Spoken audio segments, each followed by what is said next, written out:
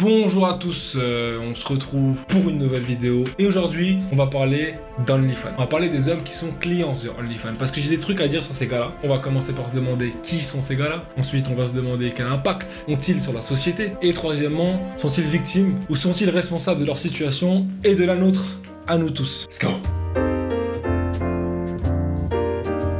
Évidemment, il y a tout type d'hommes clients sur OnlyFans, il y a tout type de profils avec plein de caractéristiques différentes. Mais là, aujourd'hui, on va parler du centre, des gars qui font tourner cette plateforme. C'est des gars qui, déjà de base, dans leur vie, n'ont pas accès aux femmes. Et ils n'arrivent pas à attirer l'attention des femmes vers eux. Et ces gars sont en misère totale. Et quand je dis misère, je parle pas que de misère sexuelle, je parle de misère affective. Ils ont des carences affectives, ces gars-là. Ils sont en manque de femmes, tu vois. Ils sont comme des drogués. Et un drogué, quand il est en manque, il est prêt à tout pour avoir sa dose, tu vois. Il est prêt à tout faire, à se mettre plus bactère, à payer ce qu'il faut payer. Je peux te sucer la bite. Qu'on fait une petite dose si tu veux. Dire petit enculé. Mais j'ai dit je te suce la bite si tu veux, mais file-moi une dose. Je vais te faire voir. Il fait ce que tu veux pour avoir sa dose. Et bah ces gars-là, ils sont dans la même situation, mais pour avoir accès à l'attention des femmes. Et ils sont donc prêts à tout, prêts à payer de l'argent. Et OnlyFans, c'est une plateforme qui a compris ça. Et en fait, c'est comme de l'offre et de la demande, tu vois. Il y a une demande de ces gars-là qui sont de plus en plus nombreux, qui sont de plus en plus intenses dans leur comportement de toutou des meufs, tu vois. Des suceurs de meufs, en gros, c'est des suceurs de meufs, tu vois, quelque part. Et OnlyFans répond à merveille à la demande. Parce que moi, j'ai appris récemment, ça, je croyais que c'était une légende avant, mais en fait, non, c'est vrai. Là où OnlyFans se démarque vraiment, et là où ils arrivent à toucher ces gars en plein dans leur cœur, c'est une plateforme où t'as des gars qui ont la possibilité, pour une somme d'argent supplémentaire, de parler avec telle meuf qui paye un abonnement mensuel, ou je sais même pas comment ça marche, pour parler avec elle comme si c'était sa meuf, tu vois. Et donc il arrive le soir, il arrive chez lui, il lui parle « Ouais chérie, t'as fait quoi aujourd'hui moi je suis allé au travail, je suis allé au sport, nanani nanana », il se raconte sa vie, tu vois. Et en fait quand ils font ça, en fait ils sont dans la matrice, tu vois. Et donc du coup grâce à cette plateforme, ils arrivent à se créer une réalité alternative, comme si c'était une matrice, tu vois, comme dans Matrix, où tout va bien, où ils ont réussi à régler leurs problèmes, sauf que dans la vraie vie, bah, c'est pas le cas, tu vois. Quelque part, OnlyFans, c'est de la prostitution affective, tu vois, parce qu'elles sont pas touchées, ces meufs-là, donc on peut pas dire que c'est des prostituées, mais elles font de la prostitution affective, tu vois, elles vendent de l'affection, elles vendent de l'attention. Mais si ça s'arrêtait là, que c'était que des gars qui ont des carences affectives et qui font appel à des meufs pour combler leurs carences affectives avec un système de rémunération tarifée, je m'en battrais les couilles, tu vois, c'est pas mon problème.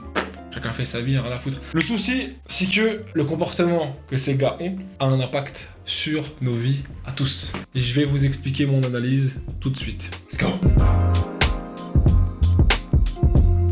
Donc en fait tout ça a créé une situation où t'as des femmes qui ont été mises sur un piédestal qui est tellement haut, frère. Le piédestal il est tellement haut, leur ego il est tellement surdimensionné parce qu'en fait elles sont courtisées à longueur de journée. T'as une armée d'hommes constamment autour d'elles qui sont leurs hommes à tout faire, tu vois, c'est leur porte-monnaie ambulant. C'est presque un esclave à ce niveau-là, tu vois. Et forcément en faisant ça, ils ont brisé l'équilibre de la force. Ils ont brisé la cohésion sociale qu'il y avait. Évidemment, ce problème-là, il n'est pas que sur OnlyFans. Là je choisis de parler d'OnlyFans parce que je pense que c'est à cet endroit-là qu'on a la forme la plus pure de ces interactions-là. Des hommes qui se mettent plus bactères pour l'attention des femmes et qui font gonfler leur ego, etc. Mais en fait, ça, tu le vois partout.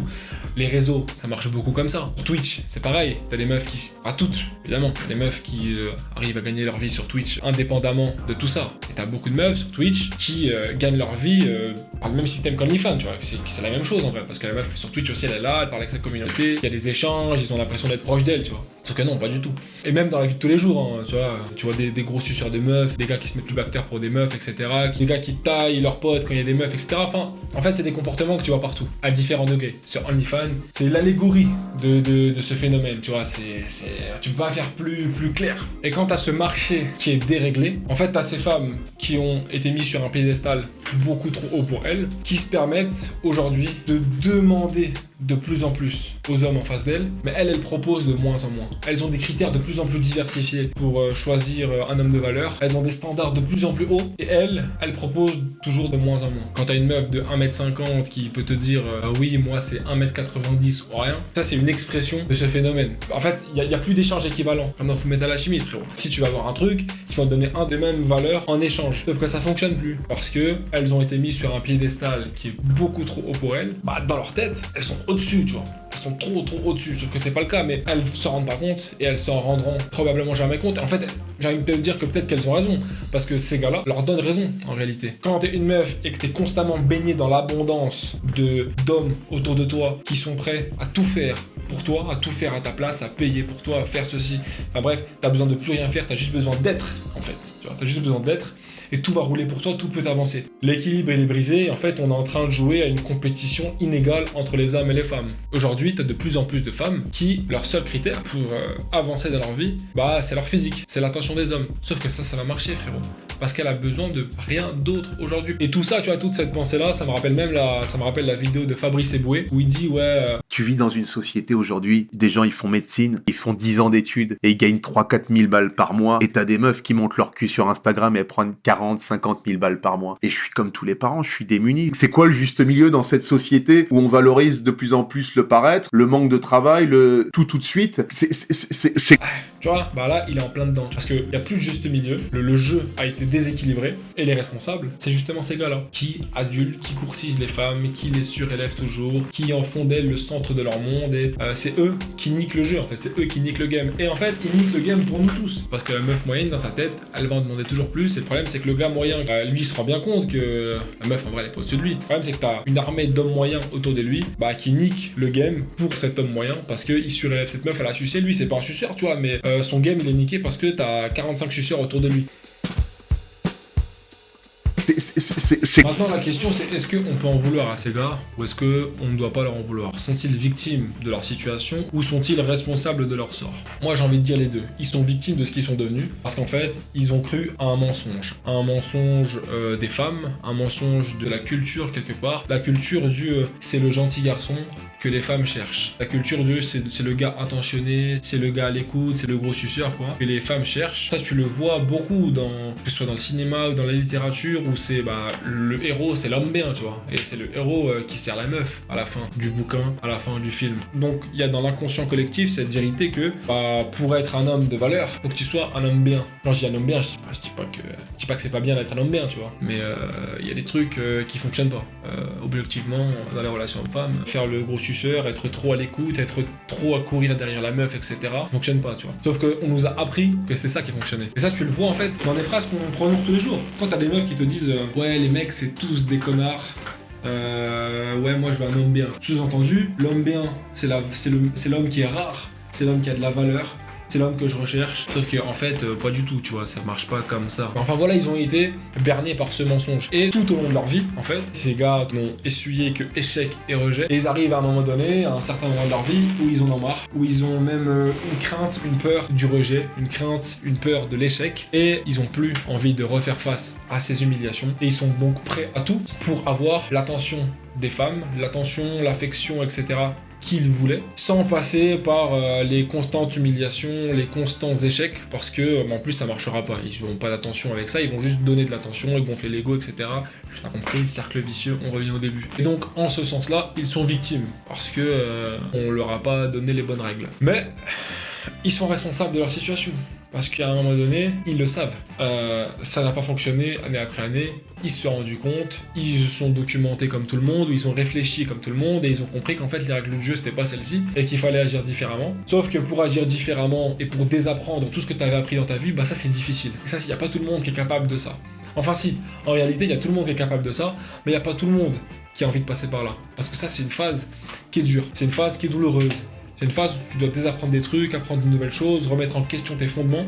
Ça met du temps, ça c'est douloureux. Et eux ne veulent pas passer par là et choisissent cette solution de facilité qui ne pourra marcher qu'un temps, évidemment, parce que ça ne pourra pas parler avec une meuf sur OnlyFans toute ta vie et ça ne pourra pas bâtir ta vie sur ça. Donc au bout d'un moment, le réveil sera brutal, frère. C'est un peu en fait, c'est un peu comme les obèses. Tu vois, les obèses, souvent, des gens qui sont obèses à l'âge adulte, c'est des gens, quand ils étaient petits, ils n'avaient pas les bonnes habitudes alimentaires parce que leurs parents leur faisaient manger de la merde, ils leur ont pas donné les bonnes habitudes alimentaires. Donc en un sens, beaucoup d'obèses sont victimes d'être devenus obèses parce que c'était leurs parents. Quand t'es enfant, tu décides pas de ce que tu manges ou tu sais même pas ce qu'il faut manger ou pas.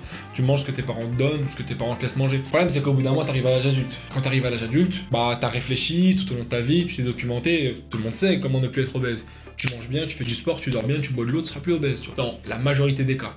Il y a des cas particuliers, toujours, il y a des gens, chacun sa génétique, mais dans l'extrême majorité des cas, tu sais comment ne plus être obèse. Donc à ce moment-là, tu deviens responsable. Oui, c'est plus dur pour toi, mais t'es quand même responsable, tu vois. Enfin, t'es responsable d'être encore dans cette situation, alors que tu sais comment faire pour ne plus l'être. Sauf que là, dans le cas de OnlyFans, etc., bah, c'est un problème, parce que cette catégorie de gars, en fait, ils pipent les règles du jeu pour tout le monde, maintenant, tu vois. Et ils cassent les couilles, tu vois.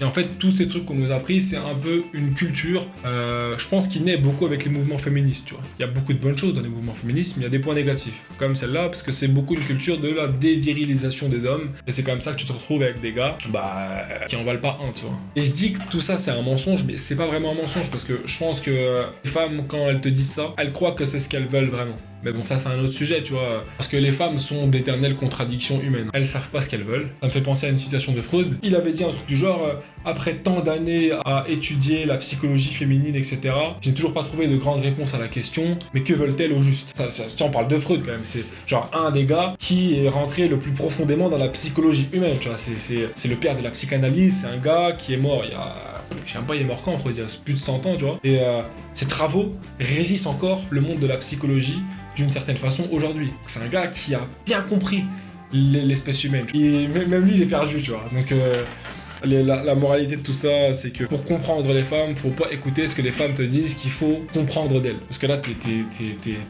fini, parce qu'elles-mêmes, elles comprennent pas. Mais ces gars-là, c'est pas leur faute d'être devenus comme ça, parce qu'ils savaient pas, tu vois. Ils savaient pas. Maintenant, les gars, faut se réveiller, tu vois. Passer à autre chose, faut des grands garçons, faut se lever, faut aller se faire face aux choses. Mais bon, ça changera probablement pas, et ça va probablement continuer à s'empirer, parce que c'est le game, c'est comme ça, et puis c'est tout. Mais c'était intéressant de réfléchir sur ça. La prochaine vidéo, je sais pas, elle sera sur quoi. Probablement sur autre chose, hein, car à voir, hein, parce que voilà, maintenant ça va juste parler de trucs. J'espère que ça vous a plu, si vous êtes d'accord, si vous n'êtes pas d'accord, etc. Dites-le en commentaire, il n'y a pas de galère. Et on se retrouve du coup la prochaine fois pour la prochaine vidéo. Let's go.